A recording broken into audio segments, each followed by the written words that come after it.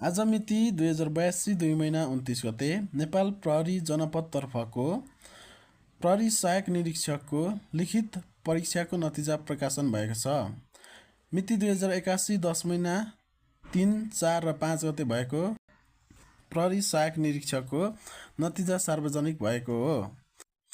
लिखित परीक्षामा संलग्न उम्मेदवार 7070 जना मध्येबाट 415 जना उम्मेदवारहरूले लिखित परीक्षालाई सफलतापूर्वक पास गर्न सफल भएको छ। लिखित परीक्षामा सफल हुनुभएका सम्पूर्ण उम्मेदवार मित्रहरूलाई आगामी चरणको लागि कार्य सफलताको शुभकामना दिन चाहन्छु।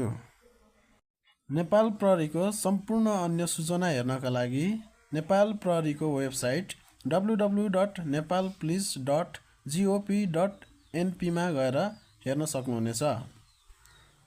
साथै आज प्रकाशित भएको नतिजामा सफल हुनुहुने सम्पूर्ण साथीहरूले भिडियोलाई पज गरेर आफ्नो नतिजा हेर्न सक्नुहुनेछ।